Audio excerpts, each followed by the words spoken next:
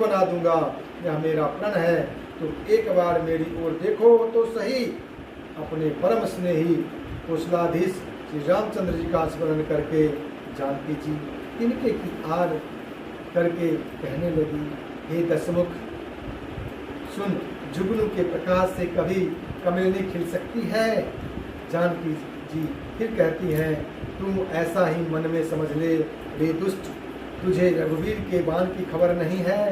रे पापी, तू मुझे सूने में हर लाया है।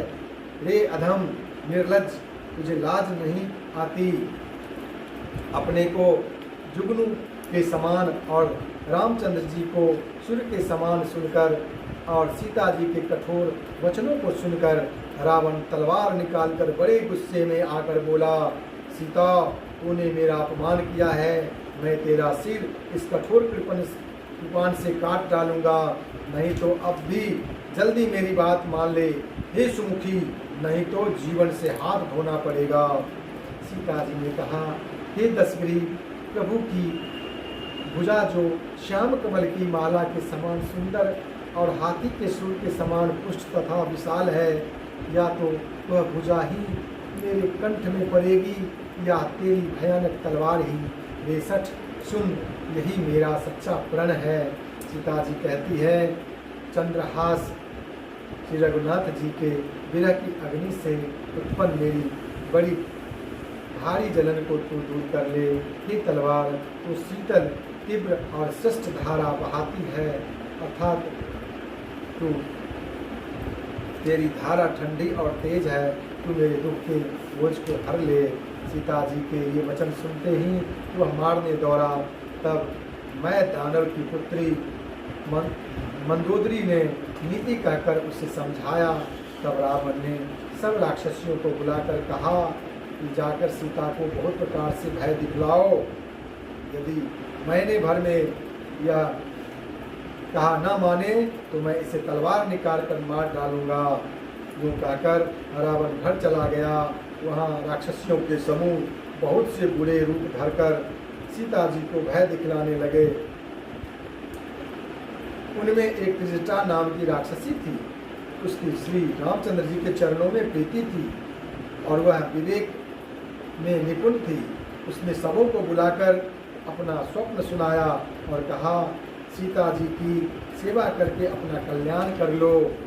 स्वप्न में मैंने देखा कि एक बंदर ने लंका जला दी, राक्षसों की सारी सेना मार डाली गई।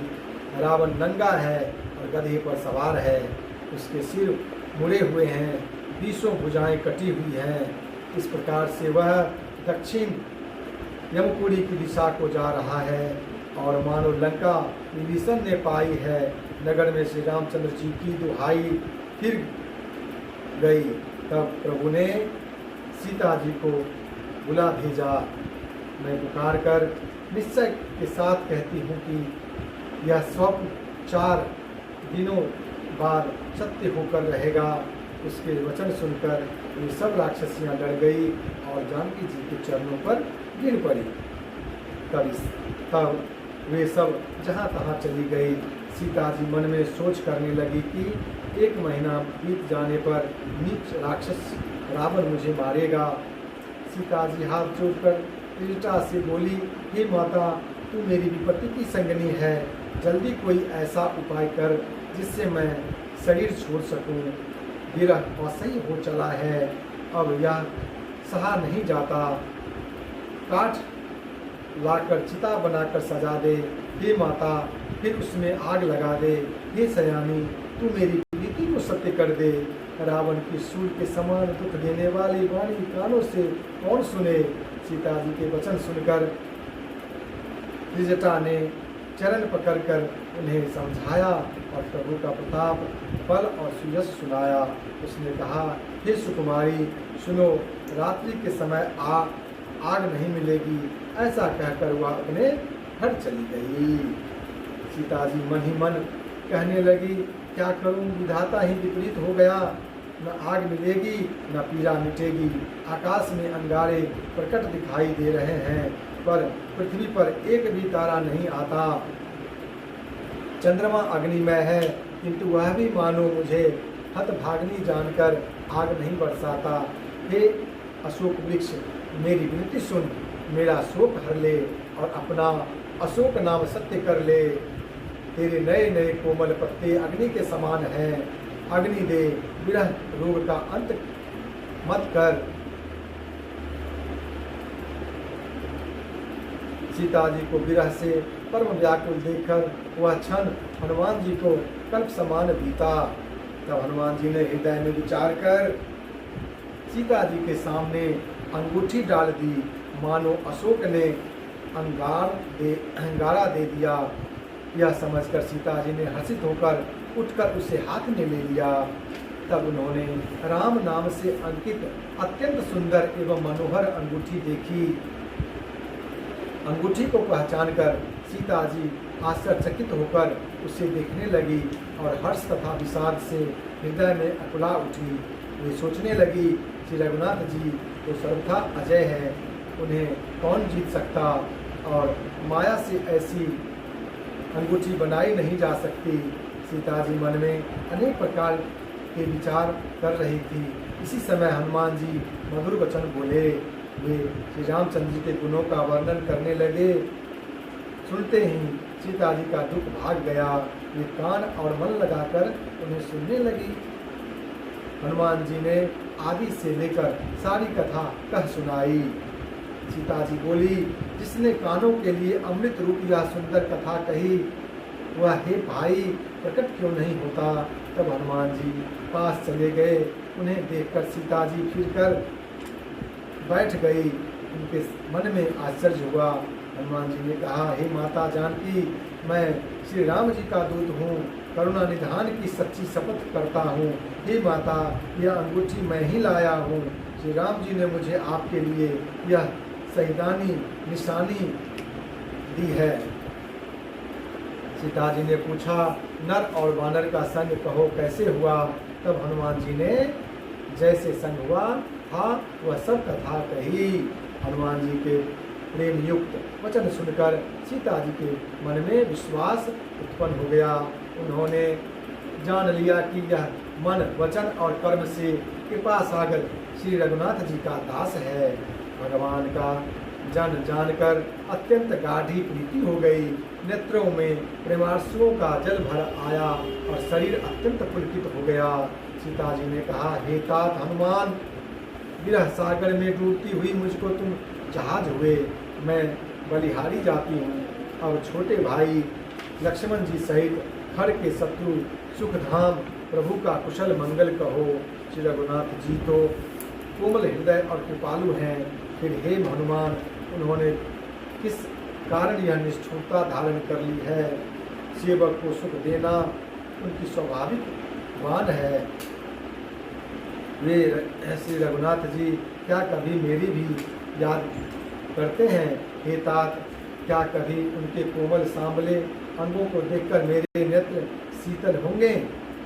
मुँह से वचन नहीं निकलता, नेत्रों में विरह के आंसुओं का जल भर आया। बड़े दुख से वे बोली, हाँ नाथ, आपने मुझे व्याकुल ही भुला दिया, बिल्कुल ही भुला दिया।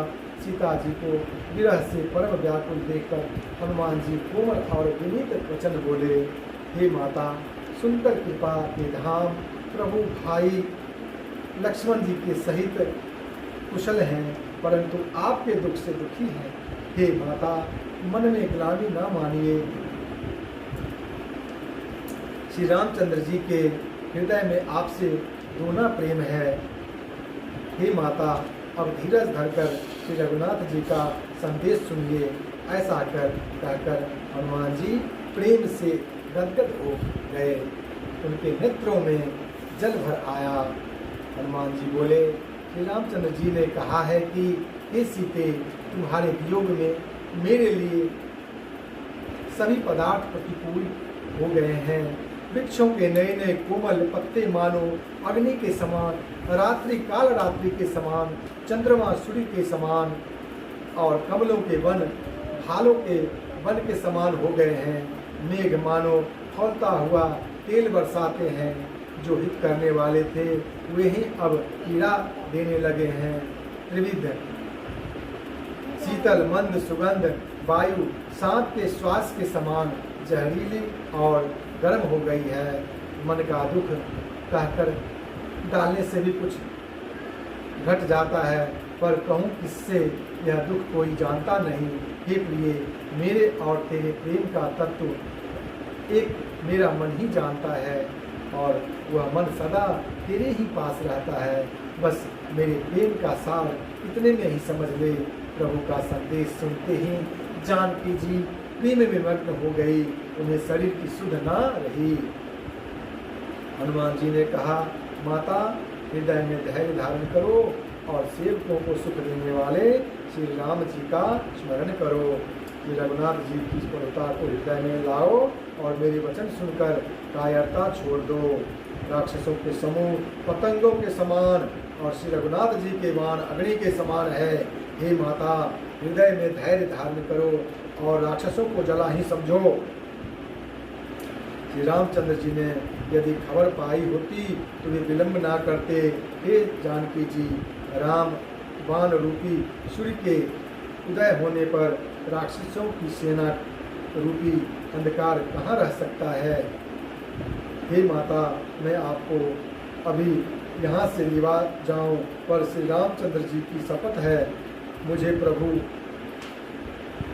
की आज्ञा नहीं है। अतः हे माता, कुछ दिन और धीरज धरो। श्री रामचंद्र जी वानरों सहित यहाँ आएंगे और राक्षसों को मारकर आपको ले जाएंगे।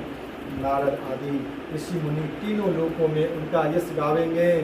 सीता जी ने कहा, हे पुत्र, सब वानर तुम्हारे ही समान नन्हे नन्हे छोटे राक्षस तो बड़े बलवान योद्धा हैं।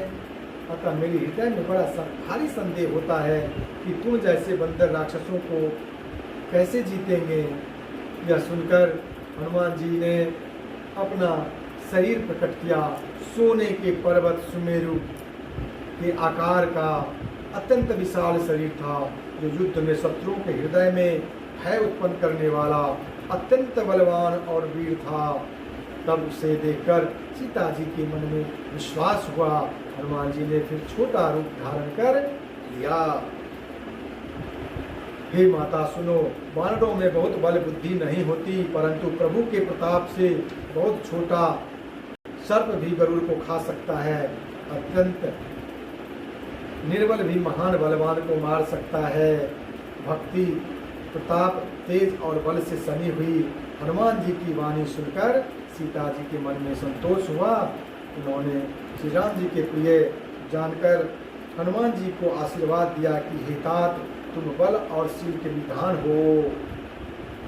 हे पुत्र, तुम अजर, अमर और गुणों के खजाने हो। श्री रघुनाथ जी तुम पर बहुत कृपा करें, प्रभु कृपा करें। ऐसा कानों से सुनते ही हनुमान जी पूर्ण प्रेम में मग्न हो गए।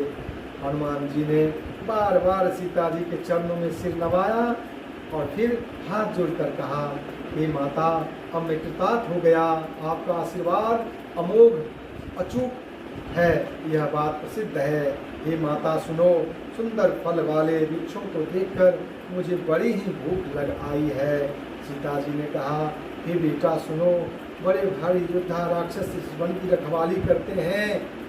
हनुमान जी ने कहा, हे माता, यदि आप मन में सुख माने, प्रसन्न होकर आज्ञा दे, तो मुझे उसका भय तो बिल्कुल नहीं है। हनुमान जी की बुद्धि और बल में निपुण देखकर जानकी जी ने कहा, जाओ हे तात, श्री रघुनाथ जी के चरणों को हृदय में धारण करके मीठे फल खाओ। वे सीता जी को सिर नवाकर चले और बाग में घुस गए। फल खाए और वृक्षों को तोड़ने लगे। वहाँ बहुत से योद्धा रखवाली करते थे। उसमें से कुछ को मार डाला और कुछ ने जाकर रावण से पुकार की और कहा, हे नाथ, एक बड़ा भारी बंदर आया है। उसने अशोक वाटिका उजाड़ डाली, फल खाए वृक्षों को उखाड़ डाला और रखवालों को मासल मसल कर जमीन पर डाल दिया। यह सुनकर रावण ने बहुत से योद्धा भेजे। उन्हें देखकर हनुमान जी ने गर्जना की। हनुमान जी ने सब राक्षसों को मार डाला। कुछ जो अधमरे थे चिल्लाते हुए गए। फिर रावण ने अक्षय कुमार को भेजा। वो असंख्य श्रेष्ठ योद्धाओं को साथ लेकर चला। उसे आते देखकर हनुमान जी ने एक वृक्ष लेकर ललकारा और उसे मारकर महाध्वनि बड़े जोर से गर्जना की। उन्होंने सेना में कुछ को मार डाला और कुछ को मसर डाला और कुछ को पकड़ पकड़ कर धूल में मिला दिया। कुछ ने फिर जाकर पुकार की कि हे प्रभु, बंदर बहुत ही बलवान है। पुत्र का वध सुनकर रावण क्रोधित हो उठा और उसने अपने जेठ पुत्र बलवान मेघनाथ को भेजा। उससे कहा कि हे पुत्र, मारना नहीं, उसे बांध लाना। उस बंदर को देखा जाए कि कहाँ का है। इंद्र को जीतने वाला अतुलनीय योद्धा मेघनाथ चला। भाई का मारा जाना सुन उसे क्रोध हो आया। हनुमान जी ने देखा कि अब की भयानक योद्धा आया है, तब वे कटकटा कर गरजे और दौड़े। उन्होंने एक बहुत बड़ा वृक्ष उखाड़ लिया और उसके प्रहार से लंकेश्वर रावण के पुत्र मेघनाथ को बिना रथ का कर दिया। रथ को तोड़कर उसे नीचे पटक दिया। उसके साथ जो बड़े बड़े योद्धा थे उनको पकड़ पकड़ कर हनुमान जी अपने शरीर से मसलने लगे। उन सबको मारकर फिर मेघनाथ से लड़ने लगे। लड़ते हुए वे ऐसे मालूम होते थे मानो 2 गजराज श्रेष्ठ हाथी भिड़ गए हों। हनुमान जी उसे एक घूसा मारकर वृक्ष पर जा चढ़े। उसको क्षण भर के लिए मूर्छा आ गई। फिर उठकर उसने बहुत माया रची, परंतु पवन के पुत्र उससे जीते नहीं जाते।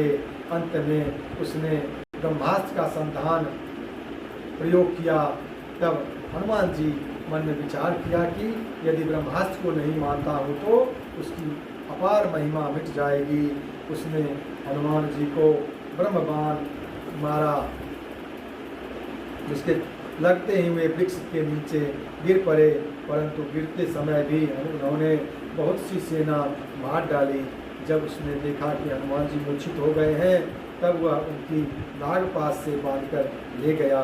शिव जी कहते हैं, हे भवानी, सुनो, जिनका नाम जपकर ज्ञानी विवेकी मनुष्य संसार जन्म मरण के बंधन को काट डालते हैं, उनका दूत कहीं बंधन में पड़ आ सकता है। किंतु प्रभु के कार्य के लिए हनुमान जी ने स्वयं अपने को बंधा लिया। बंदर का बंधा जाना सुनकर राक्षस दौड़े और कौतुक के लिए, तमाशा देखने के लिए सब सभा में आए। हनुमान जी ने जाकर रावण की सभा देखी। उसकी अत्यंत प्रभुता ऐश्वर्य कुछ कही नहीं जाती। देवता और दिक्पाल हाथ जोड़े बड़ी बनी विनम्रता के साथ भयभीत हुए। सब राक्षसों की भौंक ताक रहे हैं, उसका रुख देख रहे हैं। उसका ऐसा प्रताप देखकर भी हनुमान जी के मन में जरा भी डर नहीं हुआ। ये ऐसे निशंक खड़े हैं जैसे सर्पों के समूह में गरुड़ निशंक निर्भय रहते हैं। हनुमान जी को देखकर रावण दुर्वचन कहता हुआ खूब हंसा। फिर पुत्र वध का स्मरण किया तो उसके हृदय में विषाद उत्पन्न हो गया। श्री राम जय राम, जय जय राम, जय जय दीन हनुमान, संकट मोचन कृपाय धाम, मंगल भवन अमंगल हारी, प्रभु दशरथ अजय बिहारी। इस रामचरितमानस के सुंदरकांड का यह भावार्थ, जो हिंदी इसका अर्थ है, यह अभी 20 चौपाई हमने सुनाया। इसको 3 भाग में हम वर्णन करूँगा। तो आज इसका मैं समापन करता हूँ। दूसरे अंक में आप अब सुनेंगे।